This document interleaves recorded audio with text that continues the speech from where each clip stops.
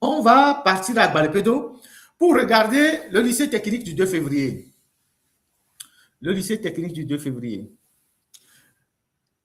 Alors, voilà le lycée technique du 2 février et qui a formé pas mal de cadres. Et depuis 3 ans, ce lycée est fermé parce que les bâtiments sont vétustes et menacés de s'effondrer. Et on est venu mettre, et donc on a déplacé tous les élèves qui sont ici, il doit être plus de 1000, 2000, 3000 élèves. On a déplacé ces élèves-là qu'on a recasés dans les lycées environnants. Donc le lycée d'Agoué, le lycée de Klikamé, il doit y avoir encore d'autres lycées, où les élèves sont là-bas, 3 par classe. Certains sont même 4 par classe. Dans les lycées qu'on a sollicités pour recevoir les élèves du lycée d'Agbalepedo, 2 février. Et donc, vous allez à Klikamé aujourd'hui, vous avez dans les lycées, les salles de classe, les élèves sont 3 par banc.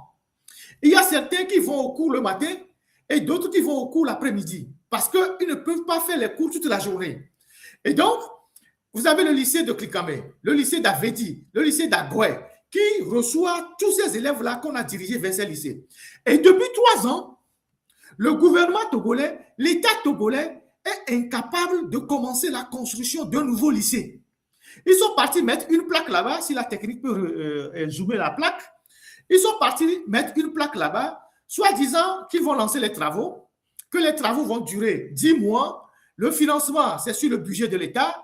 Une entreprise a été choisie et depuis 2 ans, le panneau est en train de pourrir là-bas. Le panneau est en train de pourrir là-bas et les élèves continuent d'être dans les salles de classe, dans les lycées avoisinants, 3 par banc, 4 par banc. Et on a mis les bancs jusqu'à la limite du tableau. Donc, les enseignants, eux, ils marchent de façon horizontale entre le tableau et les bancs. Parce qu'il n'y a pas suffisamment d'espace pour que l'enseignant se déplace. L'enseignant se déplace comme un lézard, comme ça devant les élèves. Parce que l'espace entre le tableau et les bancs est très réduit. Et c'est ce qui se passe dans nos établissements scolaires. Pendant ce temps, les enfants de nos autorités et de ceux qui volent l'argent, ils sont à Cours-Lumière, ils sont à Mariam, ils sont à l'école française parce qu'ils savent que quand leurs enfants auront le bac, comme ils sont dans le programme français, ils partiront en France.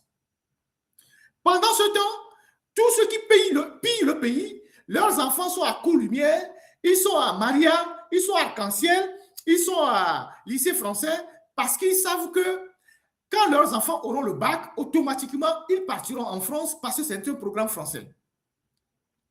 Voilà le contraste entre la minorité qui dirige le pays, leurs enfants qui vont dans les bonnes écoles et la majorité, la plèbe, les enfants de la plèbe qui, eux, vont s'asseoir 4 par banc. Et donc, Faure Gnassingbé ne pense pas que c'est une priorité de reconstruire un lycée depuis 3 ans. Le lycée du 2 février, qui est un lycée emblématique, qui a formé pas mal de cadres. Depuis 3 ans, l'établissement est fermé. Le bâtiment est en train de pourrir. Ils ne se sont même pas permis de raser d'abord l'ancien bâtiment pour envisager la construction du nouveau bâtiment. Donc, le lycée du 2 février là-bas, le panneau qu'ils ont mis, qu'ils vont rénover, qu'ils vont reconstruire un nouveau lycée, est en train de pourrir. J'espère que quand ils vont commencer par construire un nouveau lycée, ils ne vont pas construire un soldier line, puisque nous avons tellement une vision minime de notre pays. On est dans le court-termisme, on n'a pas d'ambition. Cette zone-là, vous prenez cette zone-là, vous mettez vraiment un bon lycée moderne. Vous cherchez un 30 milliards, un 15 milliards, un 20 milliards. Vous mettez un lycée moderne avec toutes les installations et vous goudronnez toutes les rues du quartier pour faire un établissement de référence. Vous n'avez pas besoin d'aller chercher de l'argent chez l'Union européenne, chez l'ambassade des États-Unis ou chez les Japonais. Au Togo, là, il y a de l'argent. Il suffit d'attraper quelques voleurs de la République pour reconstruire un bon lycée moderne, vraiment moderne, équipé vraiment d'informatique, de tout pour permettre à nos jeunes frères de fréquenter dans de bonnes conditions. Aujourd'hui, nos petits frères, ils sont dans les lycées d'Agoué, Avedi, de Klikamé là-bas, et ils sont assis 4 par banc. Et les enseignants sont devant, ils marchent comme des lézards sur les murs, devant les élèves. Comment est-ce qu'un enseignant peut valablement encadrer une classe qui fait 150 élèves? un enseignant peut faire des devoirs, faire des interrogations, faire des contrôles continus dans une classe de lycée qui fait 150 élèves, une salle de seconde qui fait 150 élèves, une classe de première qui fait 100 élèves, une classe de terminale qui fait 120 élèves. Comment un enseignant peut faire des interrogatoires, peut faire du contrôle continu? Quand on était encore au lycée, l'enseignant arrive le matin et puis dit, prenez double feuille. Parce qu'il sait qu'il a 60 élèves, il va corriger. Prenez double feuille. Et nous qui étions très, très faibles en physique, chimie et moyens en mathématiques, quand l'enseignant arrive en même temps, il dit prenez double feuille, on tient en même temps la tête parce que on sait que nos notes là, c'est entre 8 et 10. Vous voyez, parce que nous, on n'était pas trop fort en mathématiques. Et donc, c'était des moments des moments où, bon, quand l'enseignant dit ça en même temps, vous avez le cœur qui bat, quoi. Aujourd'hui, aucun enseignant ne rentre dans une classe et dit prenez double feuille. Parce qu'il a 120 élèves devant lui et il a 4 classes, 5 classes, 6 classes, 7 classes. Comment voulez-vous avoir des résultats probants avec un système comme ça? Et nous sommes à Lomé.